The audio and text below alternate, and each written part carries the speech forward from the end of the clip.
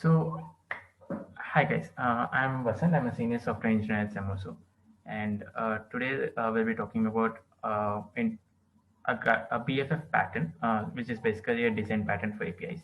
And today I'll be focusing on how to. I just give an introduction to what is this BFF pattern and how do you scale and leverage this pattern to the maximum in your business use case. And then I can just cover an example of how we have done it in our particular project. What are the cases that we have done and how it has been useful for us in our journey. So I think we have most of us here. So I think we can start. Okay. Coming to agenda for today, I'll be first giving an intro to REST APIs since we have a mixed crowd here. So I'll just be introducing what are REST APIs. Take 5 minutes for this. And then we'll be moving on to what are the problems of a typical REST API consumer. Then we'll be jumping into what is GraphQL. Why is there something GraphQL on top of REST APIs? And we'll be seeing some pieces. How is it different from REST? And then we'll be diving towards a BFF pattern, which is a basically API pattern, API design pattern. And then we'll be covering some of the key things that we have used to scale the BFF and as your product keeps scaling up and the traffic keeps increasing, the business use cases keep increasing. How do you scale the BFF design pattern?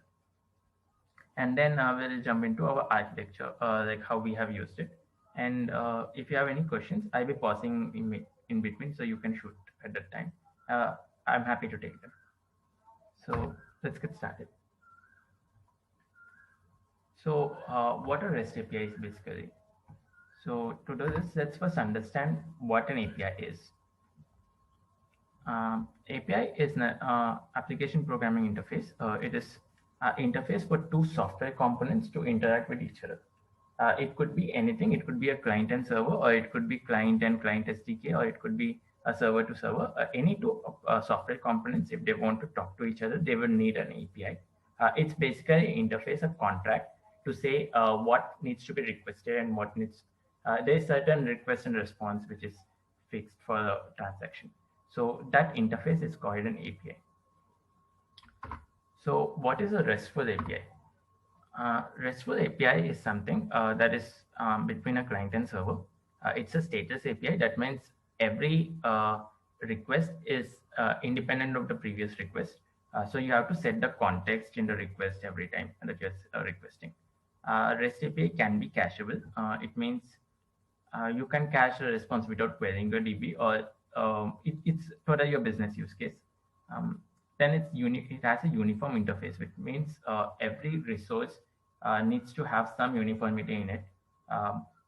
And then it's a layered system. With layered system, what I mean is every layer can only see the next layer and not beyond it. So if you take a typical architecture like controller services, DAOs, repositories, and so on, the controller layer can only see what is beyond a service and can only see up to a service layer and not beyond it. So this is what are 5 characteristics of REST APIs. If anyone has questions, you can ask me on this. I hope everyone is used to REST APIs. So what are the pain points of REST API consumer? So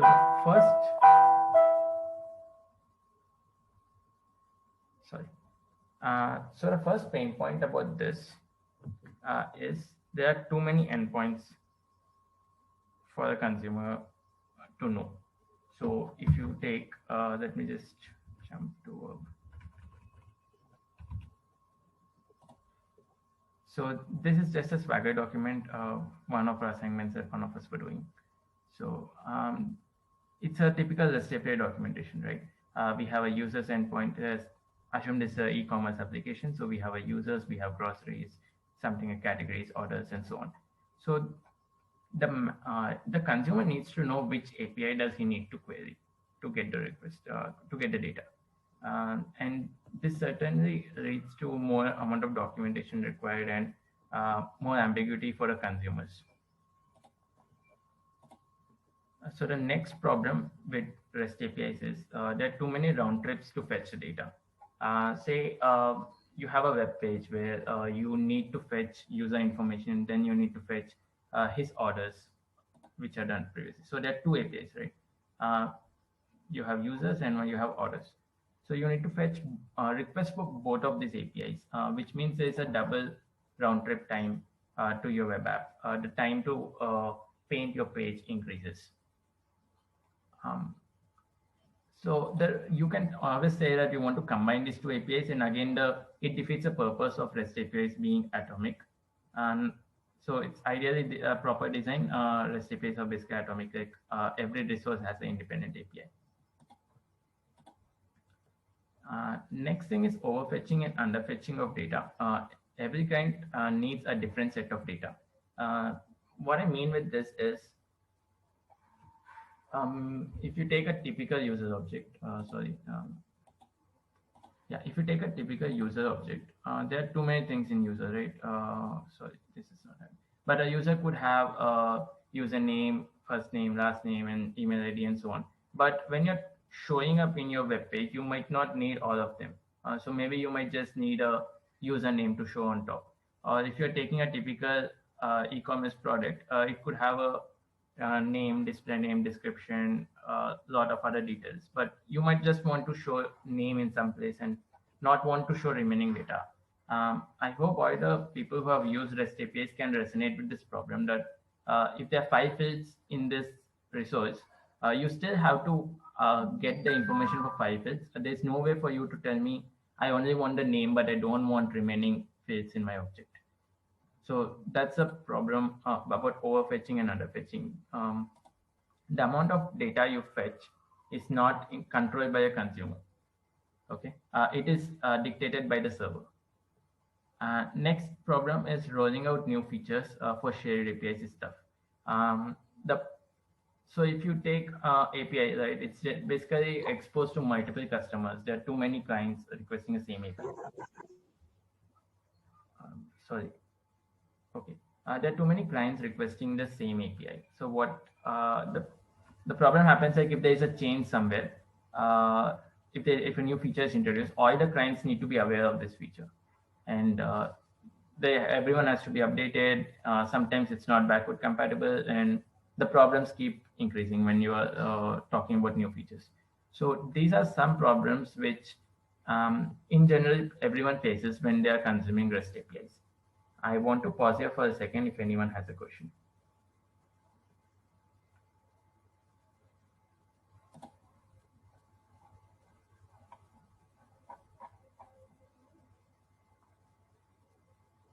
Okay. So now we'll see something called GraphQL. GraphQL is a new API standard. It's not new, it's been there for quite a time, but it's a different API standard from REST APIs. What it is it's a query language for your API. You can actually ask what fields and what set of data do you want from a certain API. I can show you very soon, but just for now, you can understand it's a query language for an API. It is more flexibility. It gives you more flexibility for as a consumer, and it's also efficient because you can request only the data that you want, and it's it increases your performance, things like your network payload and all these things. So just a small statistic on this about GraphQL adoption. In 2016, there were close to 5% of developers who were using GraphQL, and that has moved down to close to 30 to 40% by 2019. And if I'm not wrong, here at Zemoso, we have adopted to GraphQL somewhere at this time frame, like 2018 or 19. Teams like Talent Now, Empower have used it. So yeah, we are one of the early adopters for GraphQL. I would say like top 30%. So one misconception here about GraphQL people jump into is GraphQL is not a database query language. It's an API query language. It's kind of similar when you tell when you do a select query, like select name from table name, you query for certain fields. Even in GraphQL, you query for certain fields, but you're not directly querying a database, you're querying an API.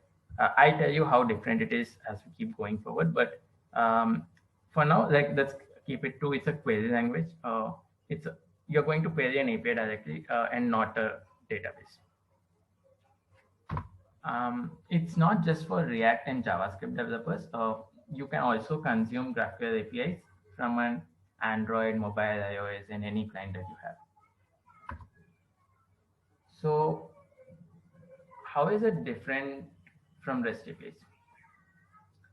So, the first difference that we see here is uh, you ask what you want and you only get that piece of data.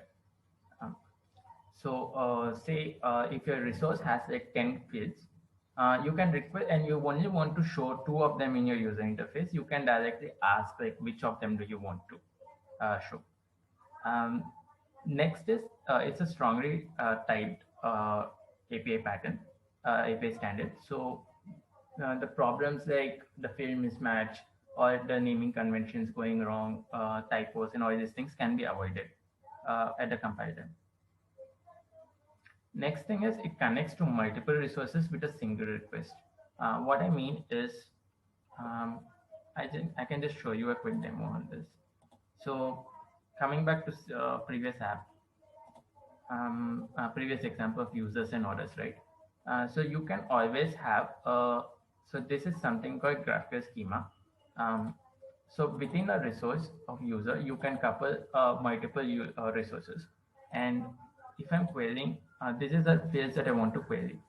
So from here, I'm just getting two of the fields that I want. But in case I want to show orders, I want to query even for another resource, which is orders, then I can query for this. So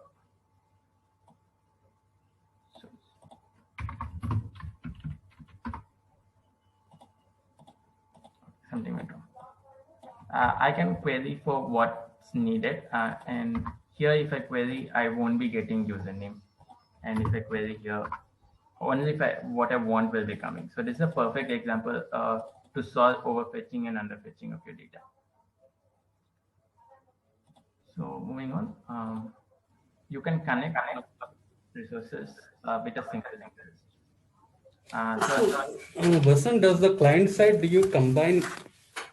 does the client side library combine the requests? Like somebody is asking for like two fields of user.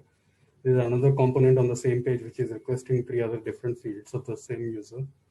Is there some, does it get combined in some way or do the requests go separately?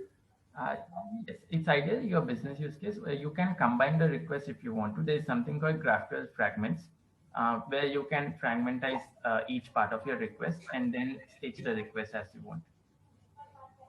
Okay. I hope that answers. Okay, maybe we can show it later here. Yeah, but ideally keeping it a single request is going to reduce your round trip time. And yeah, it's only one request going from the client. It's totally how you have to what you call um, you have to basically it's you have to experiment with things like which is causing more say one of the resources is taking too much of time to send a response. Maybe something is taking a second or 2 seconds. You don't want other resources to keep waiting for 2 seconds, right? So maybe in that case it makes more sense to split the request. But if all of them is taking similar time and close to it, then you can do it as part of single request. So it's totally about your how your backend is responding to it. So this was all about GraphQL. Now let's jump into a very interesting design pattern. This is called BFF design pattern. Vasan, hello. Yes, Yashwant. Hello everyone. I'm Yashwant. I have yet to join Zimoso. Vasant, I was like you told me before what GraphQL is. I was thinking about something. Like REST has built-in native support for caching. Yes. Right. So like, does GraphQL also have some sort of things like that, or like we have to build it on our own? Like, does yes, it also support caching? Yes, it supports caching. I'll come to it in the later slides. I have it. But yes, for your question, it supports caching. Okay. Okay. So let's jump into this design pattern, which is BFF design pattern. So BFF stands for backend for frontend. What it means is every front-end app has a dedicated backend service. Okay, so this was first introduced by SoundCloud. I don't know how many of you use this app. Um, so what this BFF states is that this backend system of yours, which is a backend for frontend, should not have any business logic. It's just a wrapper to your internal data sources. So it's just like an extra layer that is present between your backend services and your front end. So if you see here, this is a BFF server, and this is connecting to your other data sources. Like you have some set of microservices, 1, 2, 3, 4, and you have two applications, like one a web app and one a mobile app. So you both of these are connecting to a BFF, and this is internally speaking to other services behind the hood. So this is the BFF pattern. That's basically so. Prior to BFF, what was happening is your web applications or your mobile applications or any sort of applications used to connect to each of the microservices, or there was something like API gateway, and you were talking to API gateway, and the gateway was redirecting the request to a corresponding service. You can still have an API gateway now, but the BFF is something, it's a dedicated backend to a specific business application.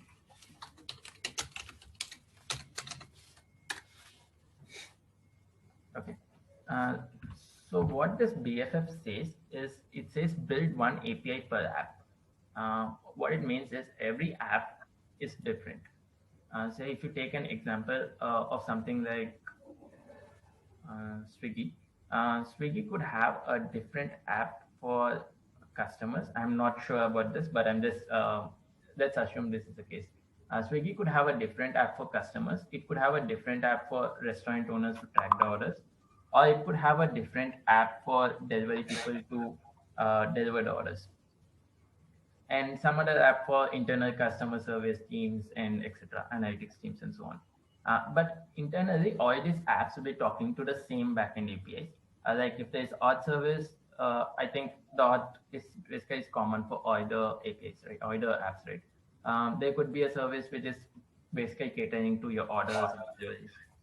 So if every client starts talking to all of these services, there's you cannot give satisfy every client in the same manner. So there is some generic request and response set of API contract that you'll be designing. So this is where the BFF pattern comes into picture. It says like you build one backend for each app, and which internally connects to other internal APIs. So it just acts as a wrapper for your internal APIs. So in case of Swiggy, we'll be having 3 apps with 3 different backend frontends. So what is the advantage of this? Like first advantage of this is as the UI requirements change, it will be very easy for you to adapt because you are in total control. The UI team is in total control of this BFF. So it's easier for them to add new fields in this and mock them, or maybe connect to different services as you go ahead.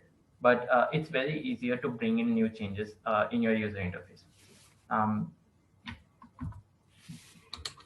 Next thing is you can query multiple resources or services in a single request. I'm getting an echo from someone. Okay. You can query multiple resources or services in a single request. So it means like if you want to query users and orders, you can send a single request to your BFF, and your BFF can basically do 2 different requests to your backend services, then stitch the response and give it to frontend. Second, the third thing is some sort of aggregations can be done at BFF rather than the app side, because always computations are faster on the server side than you want to do it in a browser. Next thing is it simplifies the alignment between client and server, because now you are in the control of BFF, then you can align with the front-end applications totally. The last advantage I think here is since it's a focused API, the BFF API is always focused to one single front end consumer. It is smaller than a common shared API. And next thing is like risks are easy to be taken because only one of your user interface is going to be changed.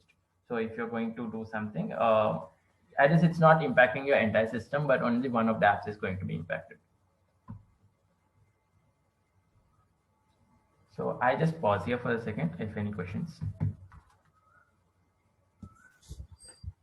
Yeah, I would want to understand that. So yeah, Pallav here. So since it is focused, the BFF API will be smaller than a common shared API. Right. What exactly do you mean smaller here? Smaller, I mean, is in terms of you're dealing with smaller piece of data.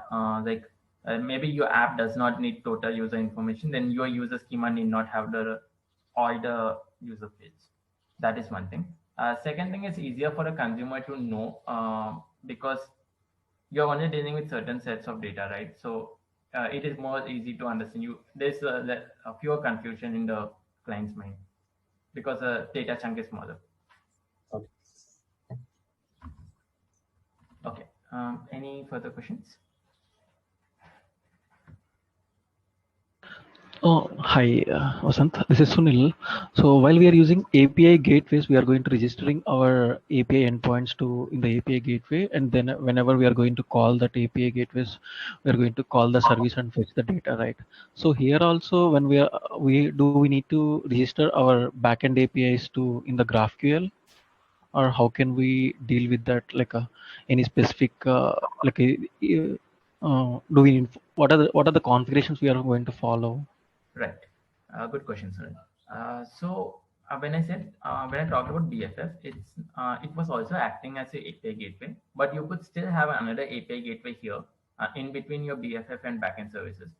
This could be used in case where you want to expose your APIs to end customers. End customers, as in someone who directly want to interact with API. Maybe you're building something like Okta, which is identity platform. You could you would have your SDKs, you would have your own customers who are dealing with REST APIs directly. So you could have an API gateway here and direct them directly to API gateway rather here. So coming to your question, you have to register your backends at BFF. I just show you how it can be done, but yes, you need to register your backends, reach of your backend services at BFF because your BFF is not aware of which service to query for which resource. So that registering has to be done. So it means we are going to add one more gateway filter while using GraphQL to made a small amount of UI changes for that. Yes, right. Oh, okay. Thank you, Vasant. Okay. Any more questions? Okay. So one misconception again, if anyone is having, GraphQL is not BFF. GraphQL is an API standard and BFF is the API design pattern. BFF has been here even before GraphQL, much before GraphQL, and it is not necessary that your BFF server has to be written in GraphQL. Yeah, it could be a REST API, it could be any other API standard. Basically, these things are what BFF gives you. Some of these things are common to what GraphQL gives you, but if coming to strictly speaking about BFF design pattern, it is not necessary to be a GraphQL API. It could be a REST API, it could be a gRPC API. The only difference between a BFF and your other backend is a BFF is dedicated for a single front-end app, and that's how it controls the user behaviors, interface behavior. So now I have spoken about what GraphQL is and what BFF is, but let's just take a second to see how both of these things go together. So the first advantage here, first similarity here, I would say is both are intended to give data only which the client wants to show. So even since BFF is built per web application, per app, per mobile app or something, it is intended to give data only for that app. Similarly, GraphQL is an API that is intended to give consumers the API that only the data that consumers are asking for. So this is where GraphQL and BFF are very share a common characteristic between both of them, and this is where we thought like maybe we can have a GraphQL API in our BFF server. So the second thing is both of them allow you to combine requests to multiple resources. We have discussed this before. So this is also a similar share characteristic between a BFF and GraphQL. So any questions so far? Hello, Vasant. I have a question. This is Santosh. As you said, like both, you can combine the request, right? So, like for example, if you do you recommend like having a single query for all the resources, or like you end up being facing some performance issues, or like or maybe is there any trade-off like you can make a multiple queries so that even though your multiple calls will get increased, the performance might increase. So I just want to know like what is the recommendation there, like having a single query versus multiple queries. Sure. So one thing is your browser specifically have a payload limit. So if your response is too big, your browsers are going to stop it. So I think some of the browsers do. You have to tune your request in such a way that one, the response size is very ideal. Second one is your response time is ideal. So maybe one of the resource is taking too much of, it's a very hard query to run.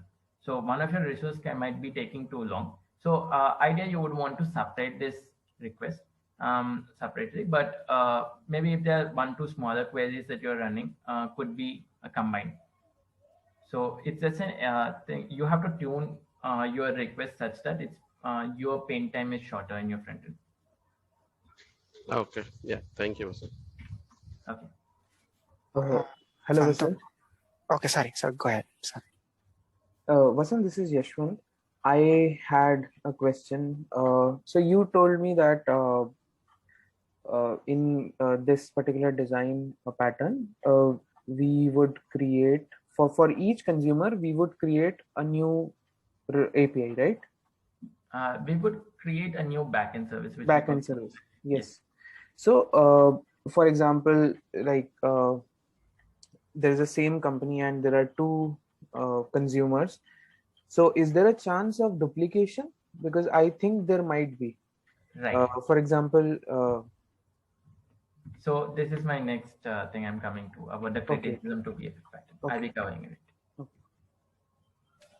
So Santosh, because this is Abhishek, I have a very, very stupid question.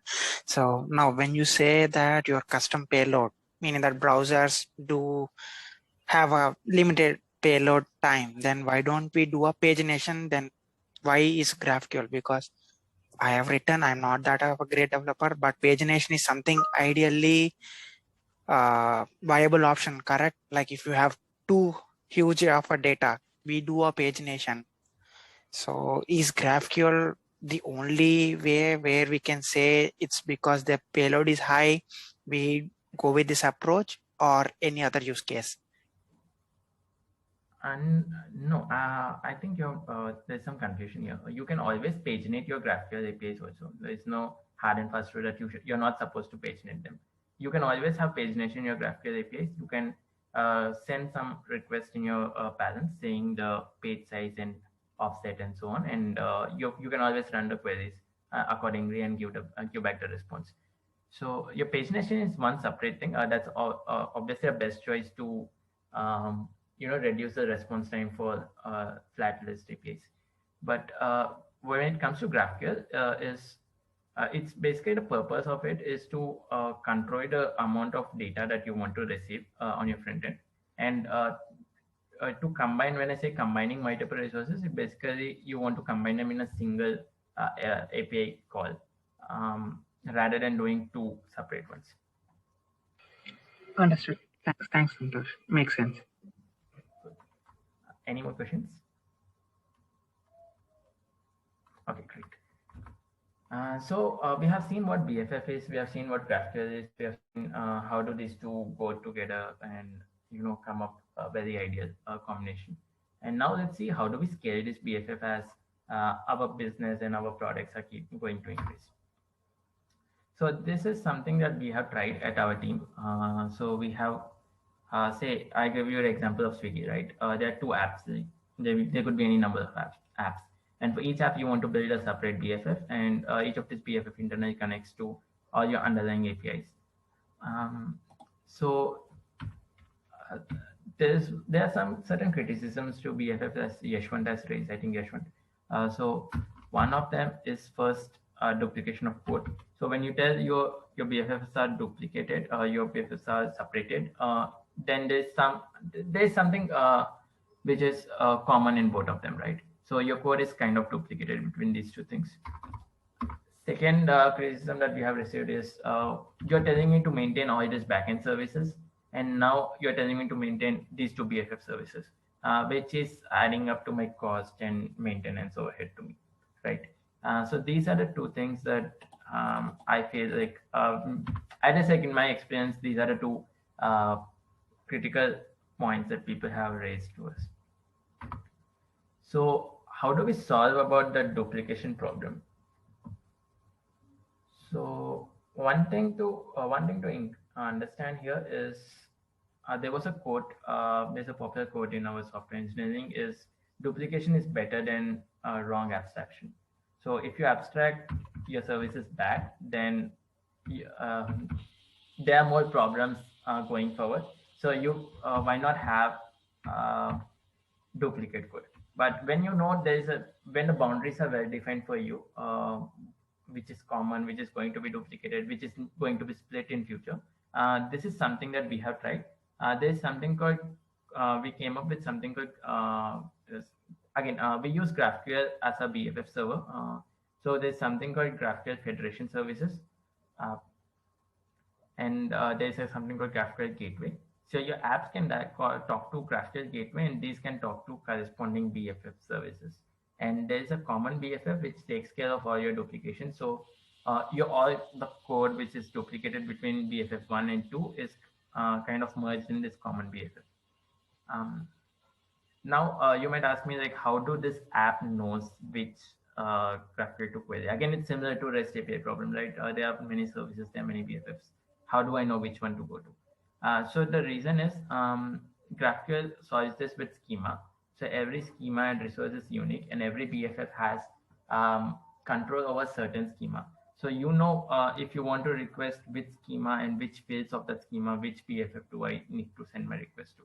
So that GraphQL will be taking care of. Your app need not worry about that piece. Okay. So this is about solving the duplication problem. Coming to the maintenance problem, yes, it's always you need to maintain a separate service using this BFF. But coming to speaking of the advantages, I think we can live with the maintenance overhead because it's highly benefiting the UI teams. So here we talk about caching the BFF responses.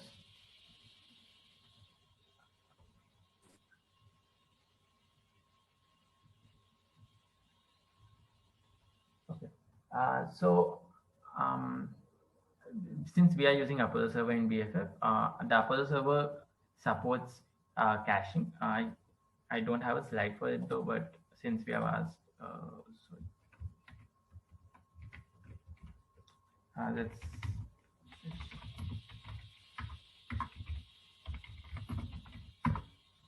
You can just see this. So Apollo server supports caching at so this is something called resolver in GraphQL. You could either cache all of these at once, or you could want to cache like some of these at once, some of these things. So something like if you take a resource, right? Some things might not change forever. Like maybe a field of name or display name might not be changing forever. And some things like some things are very dynamic changing. So here there's something called votes, which is cached, and these things are not cached at all. So you can always define a specific time period to cache a specific field, and then so this is how you can cache things. You can either cache it at an individual field level, or you can cache it at a total response body, or you have an option to not cache it all. One more option to cache is there's something called scope. What it means is you can cache it per user. So imagine there are two people requesting this, person A and person B. If you tell the scope to be private, the person A will have a separate cache and person B will have a separate cache. So when your fields are dependent on a user, then you would want to go with this sort of cache, like private. But if there's something common to all the end users, if everyone is going to see the same data, then you might want to go with something like public cache, because this is irrespective of which user is going to query. So this is how we can cache in GraphQL. If anyone has a question, we can connect on this offline. I don't want to jump much into this at the moment. Okay. Monitoring the BFF, again, it is necessary for you to monitor your BFF, because you would always want to keep a track of which API of yours is taking how much time and how do you want to tune them. And also you would want to look at in a production use case, you would want to look at the success and failure rates of your BFF. So we have used something called Apollo Studio here to monitor the incoming request and what's the response times and all. So yeah, coming to how we have used BFF particularly in our architecture is we have an app. We have a backend server, BFF server here, which is a GraphQL server. The reason very first place we went with BFF is we expected more apps to come in future, so we always kept this in mind. And then we have our backend services, some set of backend services that we have. We have a bunch of third-party services that we're using. We are using something like identity management here. We have a PubSub, we have an email service, and so on. And this BFF is all the data that your web application wants. It will query the BFF, and this BFF is going to query each of the services and get you the data. One more thing that we have used is some in case of asynchronous or event-driven apps. Your backend services usually might want to push some events and eventually update things in your backend. So we have all these backend services will be using a message queue to push the events through, and your BFF server is reading from this message queue, and if you want to send a notification to something, you want to push it to a PubSub or push it to a web app directly. So this is one more thing that we have been benefited with this BFF. If you are not using this BFF, then your backend services need to take care of the subscription, PubSub, and all these things. Now we have delegated that responsibility from our backend services to the BFF, because these things are only going to be consumed by our web app. So we have totally separated these things. I can pause for a second if anyone has any questions.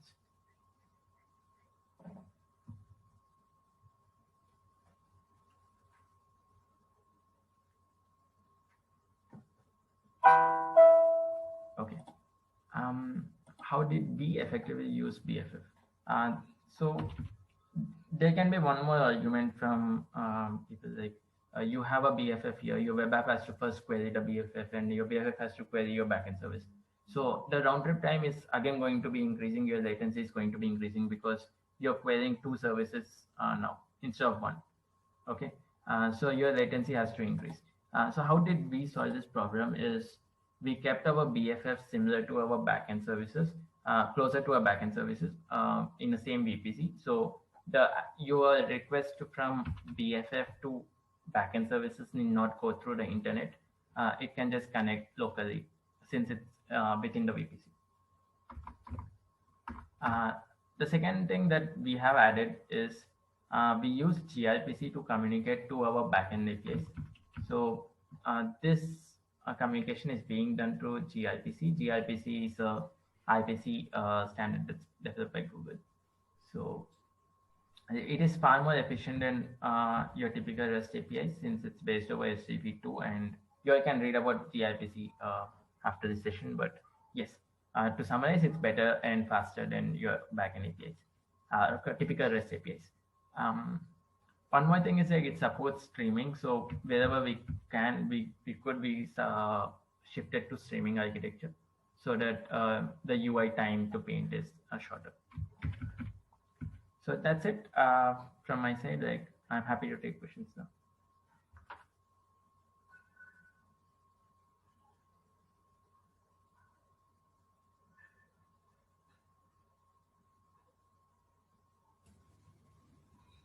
How do you implement access control now for all these authorization, basically? Good question. So every BFF has to implement its own. Good question. So as I told, BFF is not going to have any business logic. It's we only do authentication at BFF level because if your BFF is compromised, you're kind of compromising all these backend services. But every backend service has an independent authentication mode. Coming to authorization, we delegate that to our backend services. So our backend service is going to speak to our authorization server and verify if the requested resource has the authorization or not, but is authorized to request a resource or not. But the BFF server itself is not going to do any authorization for you. It's only going to pass the incoming request to corresponding resource. I hope that answers. Yeah, that's probably another bucket of things because now every service has to take care of authorization, right? You have Right. a lot of different services. Right. And Now, how do you make sure that every service implements it correctly? Yes, correct. So every incoming request to these services have to be intercepted for the corresponding authorization check. Mm-hmm. So even if we don't have BFF, the web app will be sending the same request. So the BFF is only kind of making your life easy to query the backend services for the front end team, for the UI team. But the things that we typically deal with APIs, like how do you authenticate, authorize them, and all these things are still going to scale. Those problems are not going to be scaled.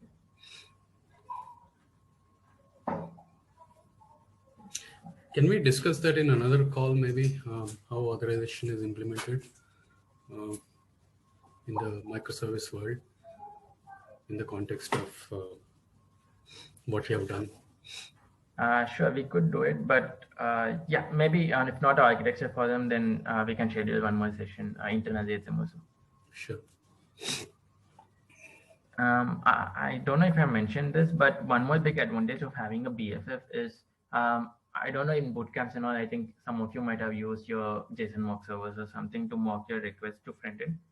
Using a BFF, that solves the problem. You can mock it right here. So let me just show you. So you can just mock it till your backend API is ready, and once your backend services are ready, you can trigger them from your BFF. I can just run, if we have 5-10 more minutes, I can just run to a dummy example.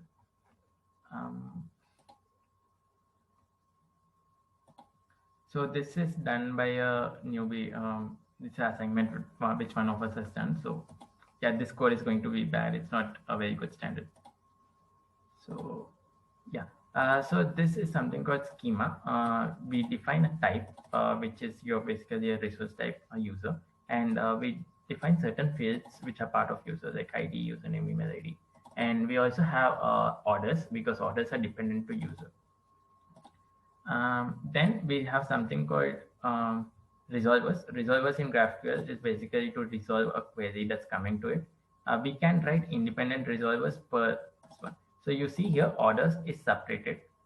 The reason being, it will only be executed if the order is requested. So in this get all orders function, I could just do a backend API to my order service and get the orders. But if I'm not requesting these orders, then that thing is not going to be executed at all. So I think this was the issue. So let me just show it here. Right.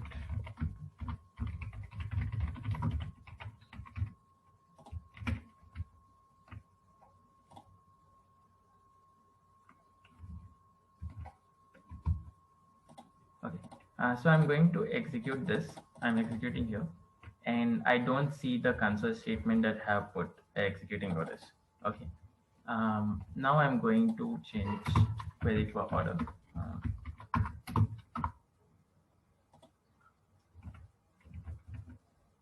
and now we have got an order, and now we have seen executing orders. So that means you can control which part of your code is going to be executed when.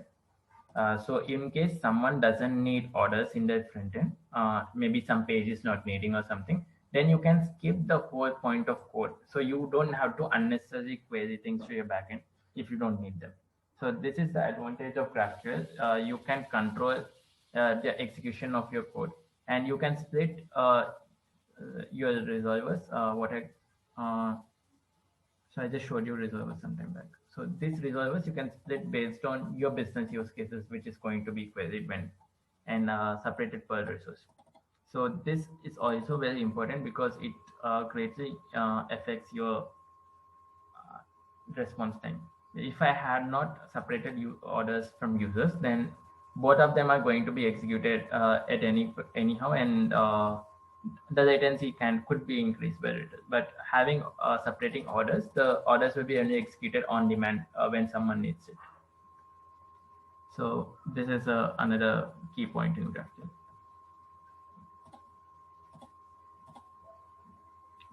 Any more questions? So Vasant, I was just wondering, like, do we have to do? Is there something else to error handling when using GraphQL, or is it similar, like we do in HTTP REST? It's similar, Yashwant. The only problem is, and not a problem, it's a good thing actually.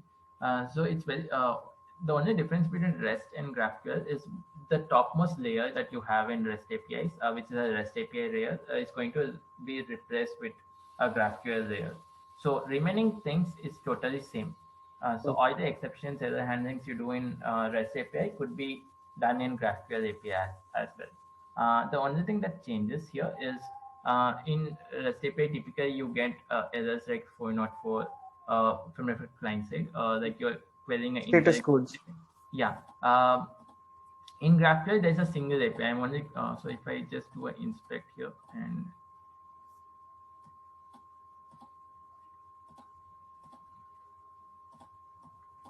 so all the outgoing APIs are pointing to a single API. So there is always a single API that's you're hitting. So okay, so the status codes will it will always resolve to 200. They'll always say okay, even if there is an error. If a service is reachable, it will resolve to 200. If a service is down, it will not, obviously. The second point is about the bad request, right? So when in REST APIs, typically if your request body is not correct, it's not proper, then you end up having bad requests. In GraphQL, this is optional. What I'm telling you is you can typecast your query, saying which of these is needed and which of this is not needed. So in your schema, you can tell like this is needed, right? So this exclamation says it's needed. So if I try to create a user without email ID, then the GraphQL at a compile time itself, we are going to be throwing an error, right? So in that way, some of the exceptions can be handled. The bad request is likely not to be coming.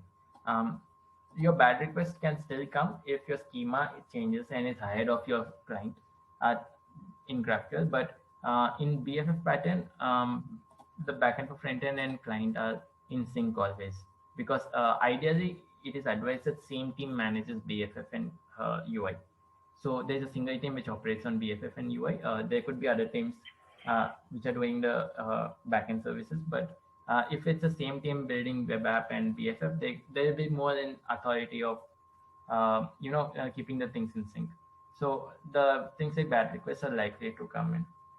So your only exceptions that you can see is the internal server exceptions, like that is unavoidable. So those will be coming, and they can be handled by your backend services and also your BFF.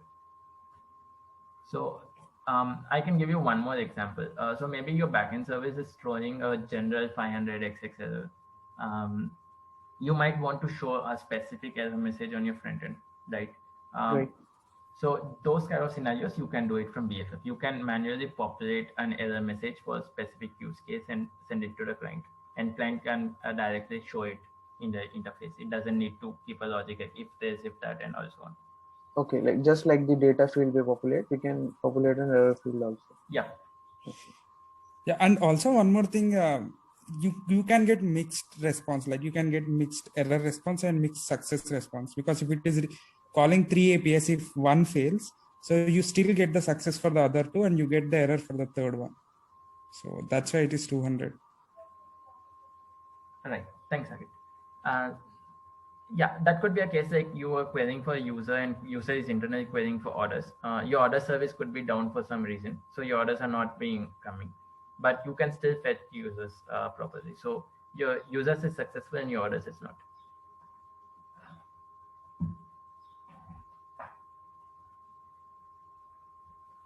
Yeah, in these cases, I think this is Vijay side. Sorry. In these cases, we can there will be client libraries which use GraphQL, so we can handle all these error handling in the client libraries. Yep. Today we are going to discuss about GraphQL server. There's a separate thing called GraphQL client and how the client is going to interact with the server. You know what we can do on client side to optimize our requests, caching them, or whether you want to fragmentize the request, and all these things can be discussed in a separate session, I believe, for a GraphQL clients. But for GraphQL server, this session is basically intended for BFF pattern and the combination of GraphQL server in BFF pattern.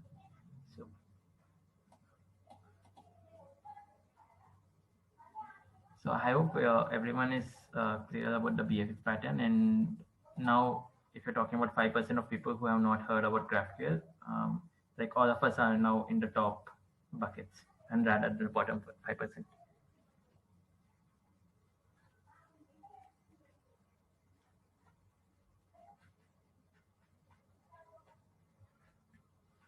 Good. If there are no questions, we can wrap up the session, I think.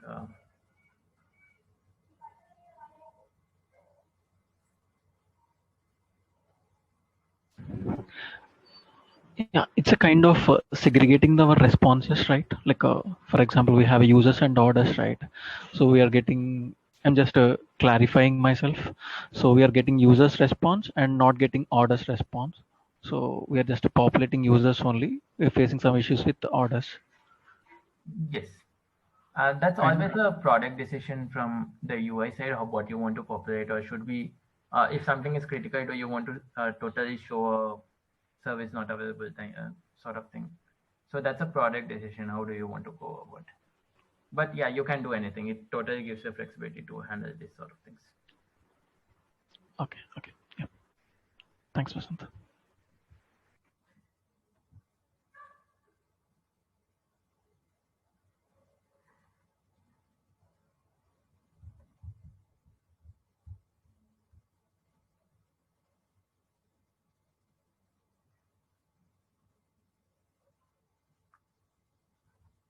Okay, I think this is it.